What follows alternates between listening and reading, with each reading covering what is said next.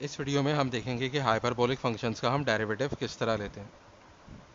तो हमारे पास है y is equal to hyperbolic tangent of 8x।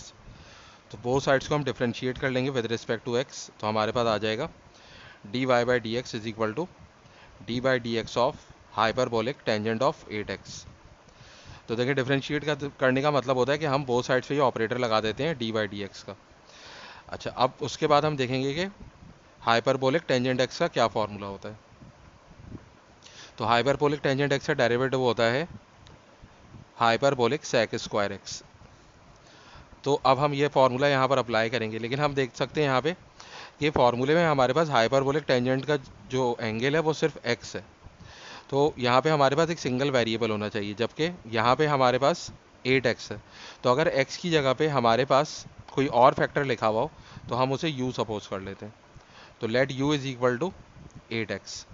तो अब हमारे पास डेरिवेटिव क्या हो जाएगा, dy by d x is equal to d by d x of hyperbolic tangent of u।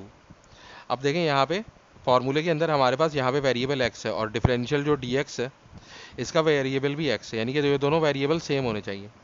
जबकि यहाँ क्वेश्चन में हमारे पास u है और यहाँ पे dx यानी कि सिर्फ x है। तो ये दोनों वेरिएबल हमारे पास डिफरेंट है, तो इनको सेम होना चाहिए।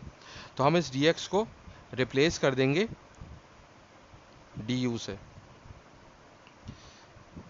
और इसको फिर मल्टीप्लाई कर देंगे हम du बाई dx से। और इस स्टेप को हम कहते हैं चेन रूल ऑफ डिफरेंशिएशन। तो देखें यहाँ पर क्या हो रहा है, जैसे du मल्टीप्लाई डिवाइड हो रहा है तो ये कैंसिल भी हो सकता है और dx वापस अपनी जगह पे चला जाएगा और हमें ऊपर वाली चीज़ मिल जाएगी। तो ये हमने स्टेप अप्लाई किया, तो इसका हमें फ़ायदा क्या हुआ है कि अब ये दोनों वेरिएबल सेम है। तो जैसे हाइपरबोलिक टेंजेंट एक्स का डेरिवेटिव जो है वो क्या है, हाइपरबोलिक सेक स्क्वायर एक्स है। तो यहाँ पे हमारे पास हाइपरबोलिक टेंजेंट u का डेरिवेटिव क्या हो जाएगा, हाइपरबोलिक सेक स्क्वायर u हो जाएगा। और फिर ये D you by d x है, तो हाँ यहाँ पे हम लिख देंगे डी बाई डी एक्स और u की जगह पे हम क्या करेंगे, ये u की वैल्यू जो हमने सपोज की थी 8x वो हम यहाँ पे पुट कर देंगे। अब दोबारा से हम यहाँ पे क्या करेंगे, हाइपरबोलिक सेक स्क्वायर ये जो u है यहाँ पर हम 8x पुट कर देंगे।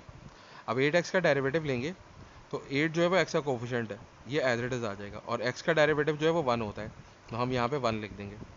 अब 8 1 जा 8 हो जाएगा, तो ये 8 जो है हम एज अ कोफिशिएंट पहले लिख लेंगे। तो हमारे पास ये हो जाएगा 8 हाइपरबोलिक सेक स्क्वायर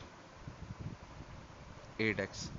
तो इस तरीके से हम हाइपरबोलिक फंक्शन का डेरिवेटिव फाइंड आउट करते हैं।